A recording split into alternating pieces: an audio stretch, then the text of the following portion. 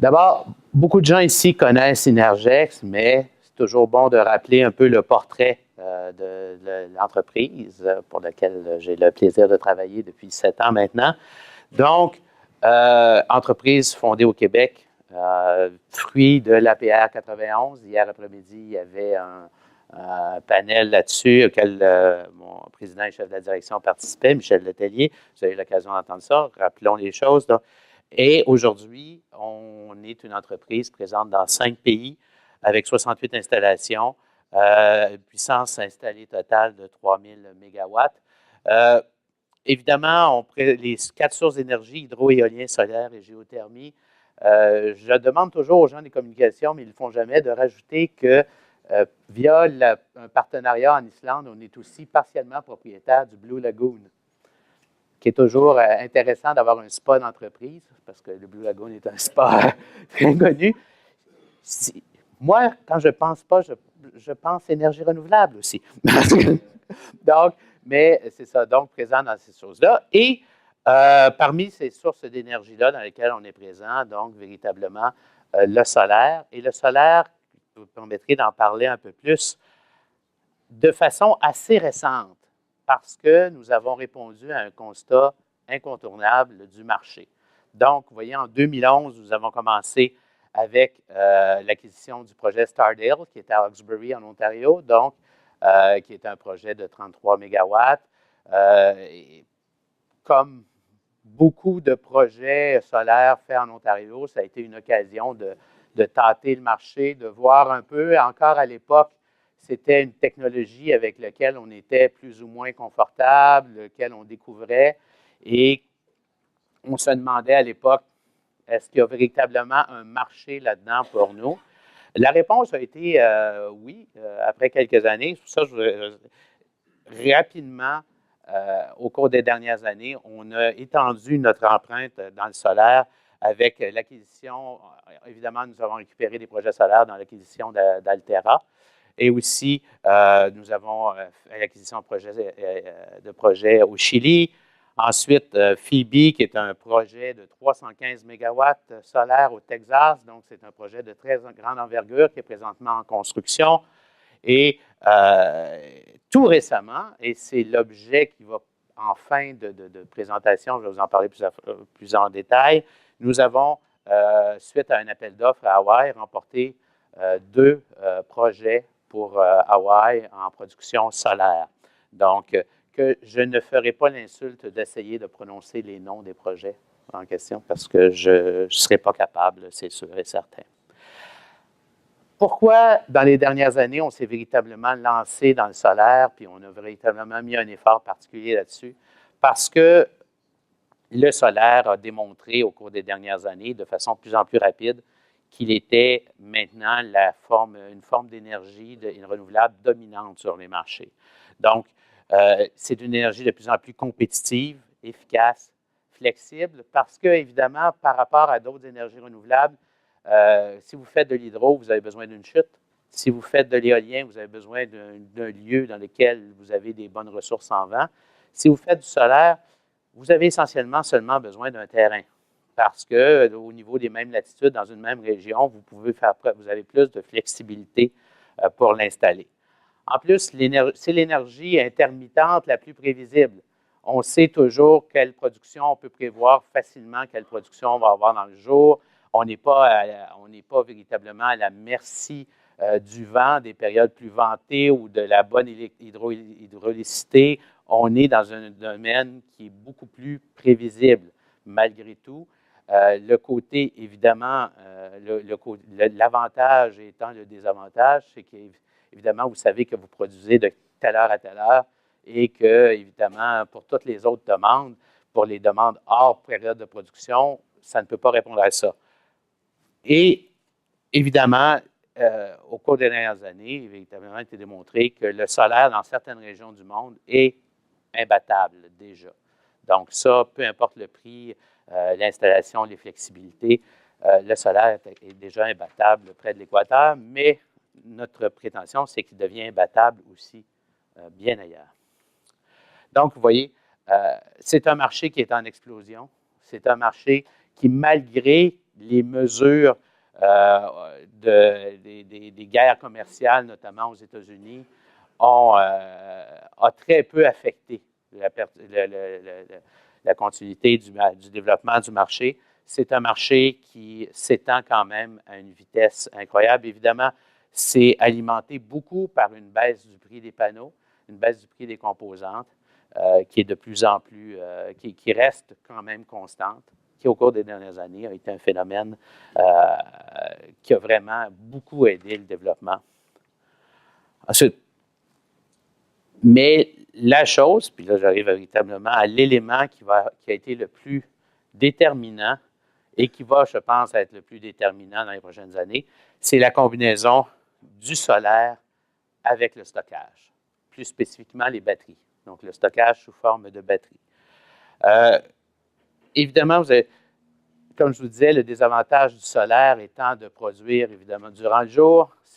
Ça répond bien à une demande de pointe d'après-midi au mois de juillet. Le solaire répond affreusement bien à cette demande-là. Malheureusement, la plupart des marchés, la pointe est véritablement en dehors de ça. Et le solaire, on pourrait dire ici au Québec que le solaire ne serait pas capable de répondre à aucune pointe parce que l'après-midi du mois de juillet, la pointe est plutôt limitée. Donc, mais l'apparition des batteries, de technologies de batterie et de technologies de batterie abordables qui a rendu possible de joindre projet solaire, projet batterie, nous amène à une nouvelle perspective sur le développement futur du solaire. Comme vous voyez, au niveau du prix des batteries, au cours des dernières années, ça a suivi une courbe semblable à celui des panneaux solaires. Donc, les batteries sont de plus en plus abordables, les systèmes de batteries. Et si vous vous souvenez, il y a 2, 3, 4 ans, dans les premiers appels d'offres où on avait du stockage par batterie qui était possible d'offrir, c'était intéressant d'offrir 1 ou 2 mégawatts de batterie.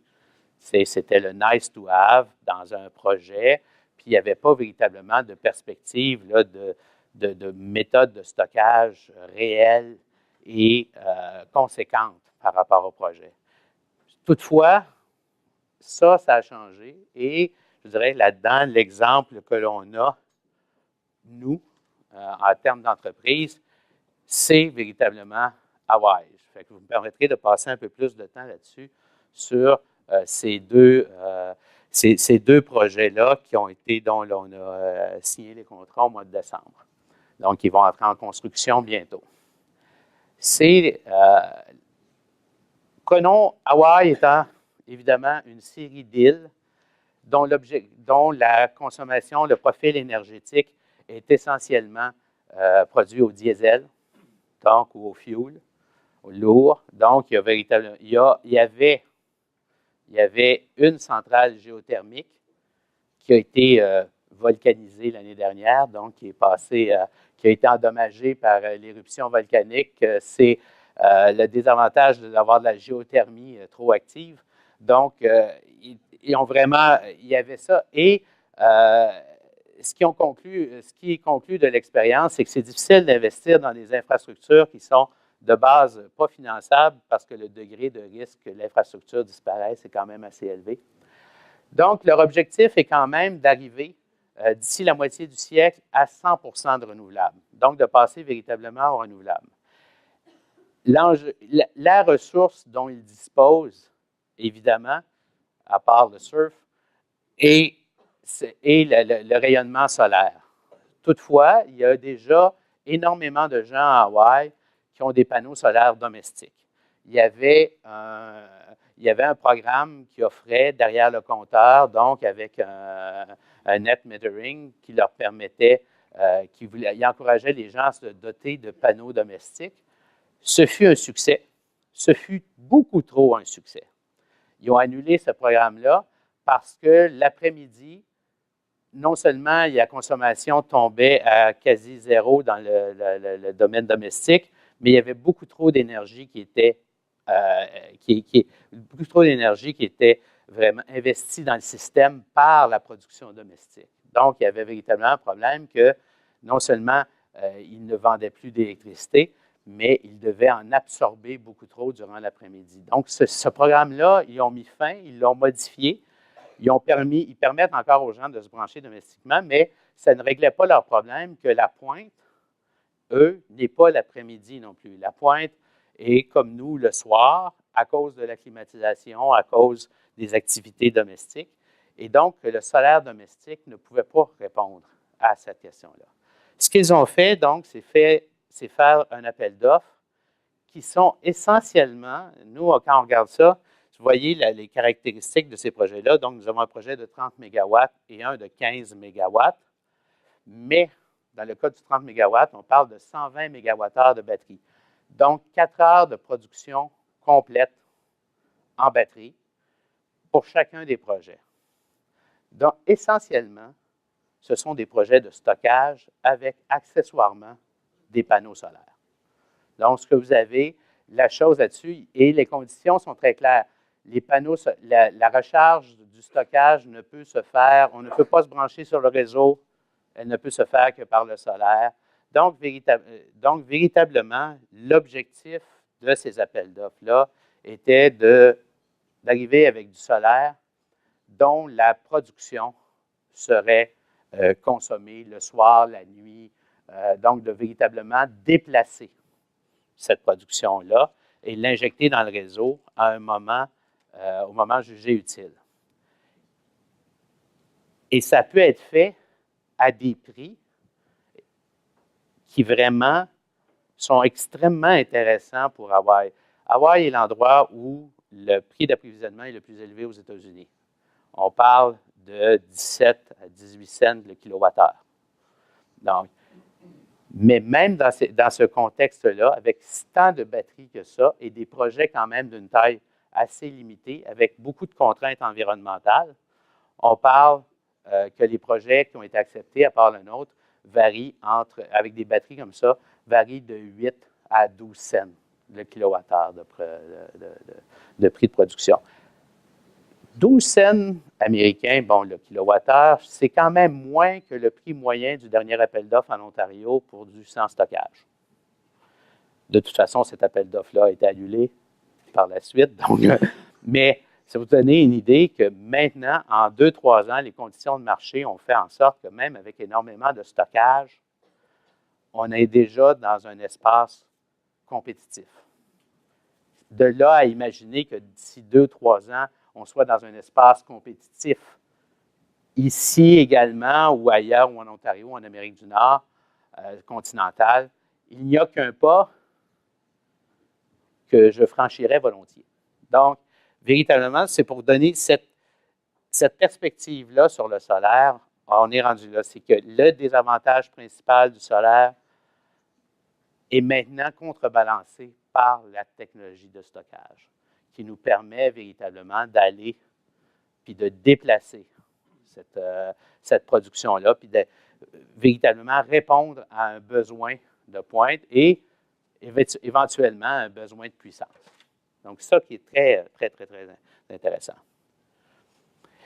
Donc, en conclusion, André, ce type de projet-là, pour nous, représente une très grande part de l'avenir des projets solaires qu'il va y avoir dans le monde. C'est cette combinaison-là de stockage et d'énergie solaire. On pense que ça va nous permettre de faire des projets dans des lieux qu'on pensait, de le rendre compétitif par rapport à d'autres formes d'énergie, dans des lieux qu'on ne croyait pas possibles encore il y a 2-3 ans ou qui étaient tout à fait théoriques. Donc, on se dirige pour nous vers ce modèle-là de développement, puis qui est un marché qui va être encore plus extraordinaire au cours des prochaines années. Et je parie que ça va être l'événement principal de l'ACPER l'année prochaine. Merci beaucoup. Merci beaucoup de nous avoir permis donc, de faire cette présentation. Donc, on va vous présenter quelques travaux que nous avons pu faire en fait en ce qui concerne la prévision de revenus renouvelables. Alors, le précédent panéliste disait que c'était bien de rappeler ce qu'était une entreprise connue. Alors nous, on est quand même moins connus. Alors donc, je vais peut-être le rappeler aussi de ce fait. Donc, on est une entreprise qui est centré sur l'analyse quantitative et l'optimisation. Donc, en fait, on a, disons, trois métiers. Le fait de vendre des logiciels et des services qui permettent de traiter des problèmes mathématiques, c'est-à-dire des trucs de calcul qui permettent de faire des calculs sophistiqués, donc qui par là même ne servent à rien. Donc vendre des choses qui ne servent à rien, c'est toujours évidemment un sujet, mais enfin qui servent quand même à des gens qui s'en servent pour après faire des choses qui peuvent être, disons, appliquées dans le vrai monde, entre guillemets, et pas seulement dans le monde mathématique. Ensuite, on a développé, là, depuis 15 ans, une suite logicielle qui s'appelle Crystal, et qui est une suite logicielle qui est utilisée dans le domaine de l'énergie, aussi bien pour des questions de gestion opérationnelle que pour des questions d'analyse prospective. Alors, on n'est pas une grosse société, on a plusieurs établissements dans le monde, comme vous voyez, à Chicago, à Montréal, à Paris et à Bruxelles. Mais notre technologie a été retenue par la DG Énergie de la Commission européenne comme technologie de base pour l'analyse prospective du développement des systèmes énergétiques électriques, gaziers et chaleur. Donc pour justement faire, disons, les calculs, les analyses économiques, si vous voulez, qui permettent de caler des politiques en ce qui concerne le développement de l'ensemble du système européen, aussi bien en ce qui concerne le développement des renouvelables que des interconnexions. Et en dehors, évidemment, de cette activité, disons, de vente de logiciels et d'installation de logiciels métiers, donc là, qui demande, évidemment, comment dirais-je, plus de contact avec le client et plus d'échanges, en fait, sur les problématiques à traiter. Alors, je ne sais pas si peut-être certains d'entre vous avez vu, mais l'année dernière, on avait fait une présentation avec les gens de Brookfield, en fait, dans le domaine de l'optimisation opérationnelle du système hydraulique, en fait, qui utilisent notamment nos logiciels ici. Et puis aussi, on a une activité, évidemment, d'études, en fait, qui, pour une bonne part, utilise ces logiciels et ses compétences, en fait, pour analyser, en fait, faire de l'analyse prospective sur différents sujets liés à la transition énergétique. Donc au Canada, on est présent ici depuis 5 ans, je crois. On n'est pas une grosse équipe, on est 6 personnes aujourd'hui à Montréal, enfin on est en croissance, si j'ose dire.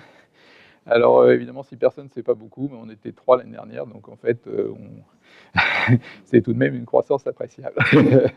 et donc,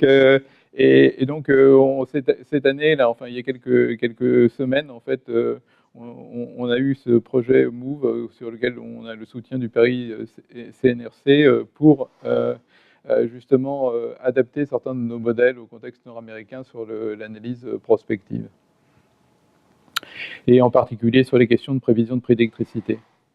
Alors, la présentation qu'on fait aujourd'hui, si vous voulez, elle est, disons, centrée sur les questions de valorisation des projets renouvelables et en particulier du solaire dans des mécanismes de marché. En fait, dans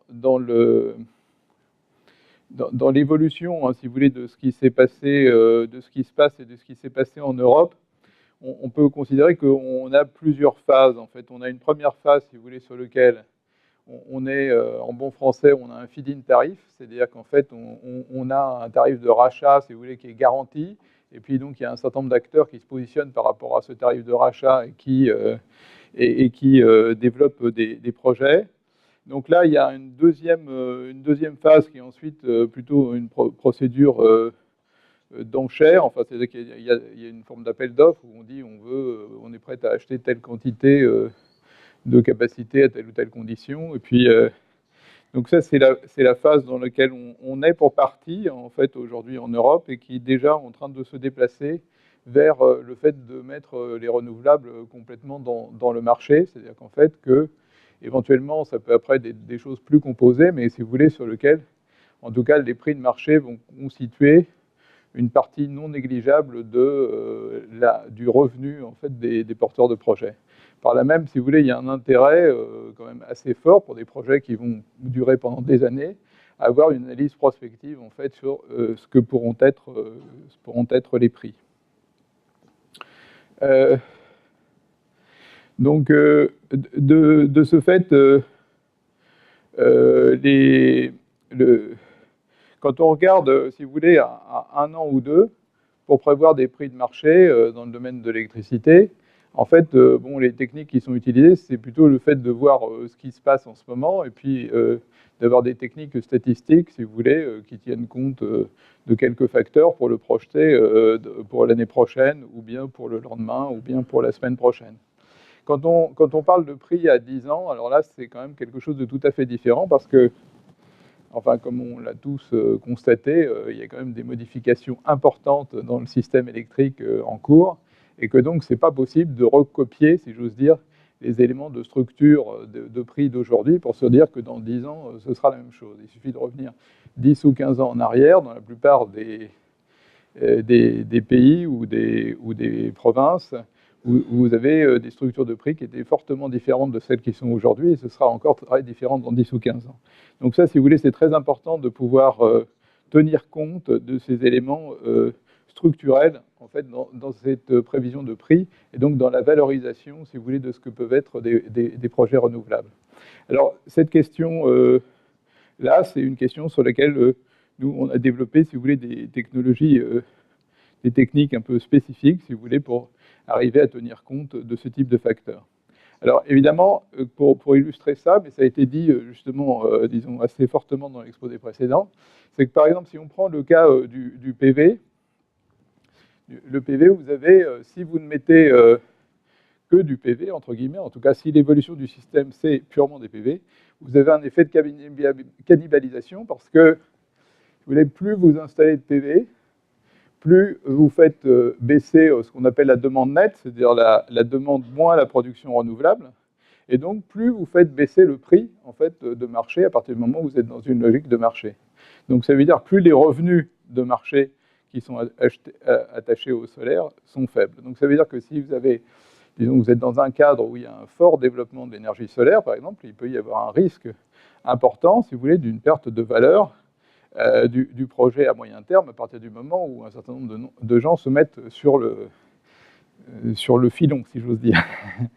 Et ça, c'est vrai à l'échelle d'un pays, c'est vrai à l'échelle d'une province, mais après, quand vous avez des contraintes de réseau, ça peut être vrai à des échelles beaucoup plus petites. Parce que si vous voulez, par exemple, ce qui s'est passé par exemple au Chili, où vous avez des zones sur lesquelles il y a eu des projets de production solaire importants, avec des contraintes de réseau notables, et si vous voulez, où là, ben évidemment, si vous voulez, le fait de... On est même arrivé à certains endroits où la puissance ne pouvait pas sortir, si vous voulez. Donc là, c'est sûr que la valeur est très très faible.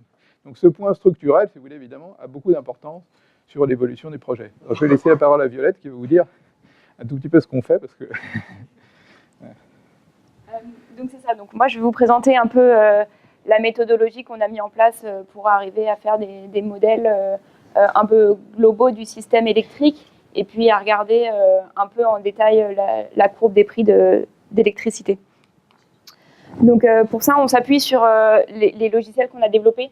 Donc on a développé notamment un logiciel qui s'appelle Artelis Crystal Supergrid et qui fait de la modélisation de l'équilibre offre-demande et l'optimisation de l'équilibre offre-demande à un certain horizon. Donc on s'en sert pour faire des études prospectives et donc on peut modéliser l'ensemble des productions, l'ensemble de la demande, l'ensemble des interconnexions. On fait ça en général au pas de temps horaire sur une année complète avec plusieurs scénarios qui peuvent être des scénarios climatiques ou même des scénarios structurels du système. Et en sortie de ça, on a donc évidemment l'équilibre offre-demande, le dispatch, mais on a aussi des prévisions de prix.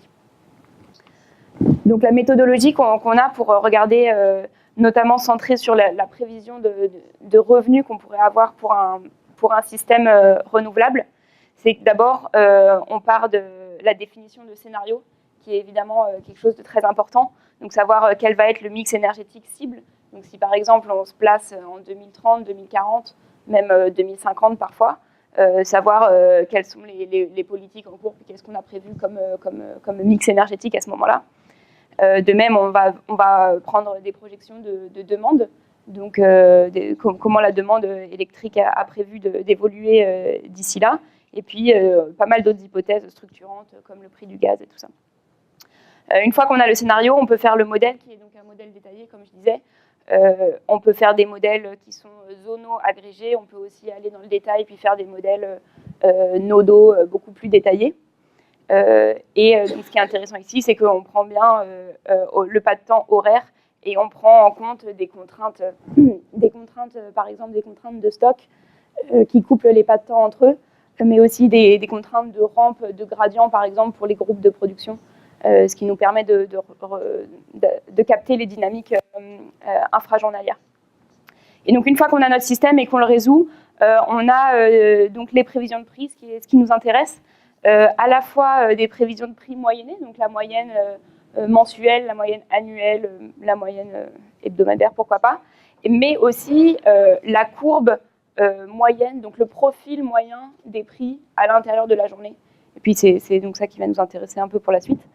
Et donc une fois qu'on a ces prévisions de prix là, par zone plus ou moins grosse, selon là où on se place, on peut mettre ça en face du projet renouvelable qu'on est en train de regarder. Et selon la capacité installée, selon les caractéristiques physiques du système renouvelable, on peut faire des prévisions de revenus. Donc, comme je disais, évidemment, tout ça est très, très dépendant de la manière dont on crée les scénarios d'entrée. Et puis, justement, on va voir quels sont les facteurs déterminants. Donc, normalement, un bon modèle, avec des guillemets, dépend bien des données d'entrée. Donc, on peut voir l'impact des données d'entrée sur l'impact de certaines hypothèses sur les prévisions de prix. Donc, c'est ça qu'on va regarder un peu dans la suite, c'est quels sont les facteurs déterminants en fait, dans la prévision de prix. Donc, le premier facteur déterminant, on en a parlé tout à l'heure, donc c'est le déploiement de photovoltaïque. Donc, en cas de forte pénétration photovoltaïque, on l'a dit que les prix peuvent s'effondrer au milieu de la journée. Et ce qui est intéressant, c'est que le seuil n'est pas du tout le même en fonction ni de l'horizon, ni de la juridiction dans laquelle on se place. Donc là, par exemple, on a mis un exemple pour l'Espagne. Je pense que là, l'horizon, c'est 2030 là-dessus. Donc on voit que, par exemple, si on a une implantation PV de à peu près 50 gigawatts, on va voir que les prix de l'électricité vont avoir tendance à s'effondrer au milieu de la journée, ce qui n'est pas le cas si on en met 35, enfin ce qui est moins le cas si on en met 35, et puis peu le cas si on en met peu. Donc là-dedans, et ça a été dit aussi dans la présentation précédente, on peut mitiger ce risque-là en installant des systèmes, par exemple, couplés.